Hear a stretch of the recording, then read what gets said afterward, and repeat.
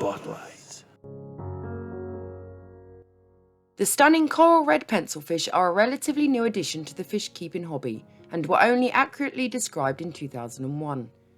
This pretty little fish was first considered a subspecies of the dwarf pencilfish, but was later recognised as its own distinct species. The coral red pencilfish is a beautiful, petite, active and personable fish that makes a great addition to a nano or well-planted aquarium. However, these fish do not make an ideal member of a typical community aquarium due to their small size and somewhat timid nature. If you wish to keep coral red pencilfish with other species, they should ideally be small, non-aggressive species such as smaller tetras, microrasboras and dwarf barbs. Some interesting tank mate ideas could include 8-banded false barbs, peacock gudgeon, rainbow capella tetras, and spotted blue-eye rainbowfish. You can also house these fish with Corydoras catfish and amicable plecos.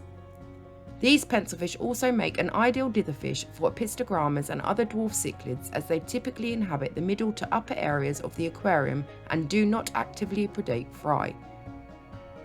Though sociable by nature, coral red pencilfish are a shoaling rather than schooling species, with rival territorial males sparring regularly during the day. For this reason, you should use a spacious aquarium and arrange the decor so plenty of broken lines of sight are provided. In addition, it would be best to keep these fish in a group of at least 10, preferably more. Keeping these fish in larger groups will not only prevent aggression on single individuals, but will make the fish feel safer, leading to a more natural behaviour and a better display. The ideal aquarium setup for coral red pencilfish would be a heavily planted aquarium with a dark substrate and sheltered areas to help reduce skittishness and offer refuge for subdominant individuals. Recently, a super red coral pencilfish has been observed making its way into the hobby. However, it has yet to be formally described as a variant of the coral red pencilfish and is currently marked as Nannostomus sp. Albertini super red. This beautiful gem may turn out to be a new species of pencilfish entirely. It is simple to differentiate between the male and female coral red pencilfish. Adult males are slimmer, far more vibrantly coloured than females, and display a white marking at the anterior dorsal fin base from a young age. The coral red pencilfish is endemic to the Nano River Basin in Loreto Department in Peru in South America, and has also been found in the Rio Tigre river system a little further west. These fish inhabit tannin-stained, very slow, soft, acidic, shallow waters in small rivers, swamps and floodplain lakes, specifically in areas with a dense growth of aquatic vegetation and submerged woody arrangements and leaf litter. In the aquarium, the coral red pencilfish is not a fussy eater and generally eats all kinds of prepared foods, including micro pellets, freeze-dried food and most flake foods.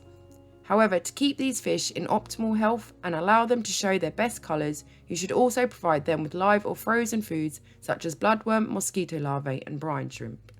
It is possible to breed coral red pencilfish, but it can be quite challenging for the lesser experienced hobbyist.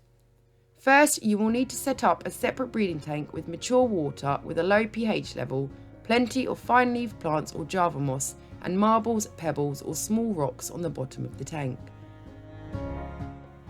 The lights will need to be relatively dim, and you will also need gentle air-driven filtration.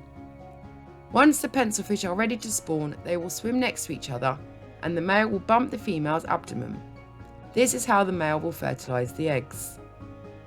The female will then drop a few eggs at a time, which will fall into the plants or the substrate until she has run out of eggs. The eggs will usually hatch around 36 to 72 hours later, depending on the temperature.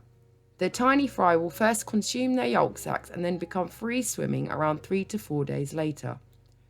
Once their yolk sacs have disappeared, you can provide the fry with infusoria, rotifers and powdered first foods, moving on to larger foods such as microworm and baby brine shrimp as they develop. If your fry are well fed, it will take approximately 2 months for them to reach 1 centimetre in length, after which they will start to take on the same coloration as the adults. Thanks for watching.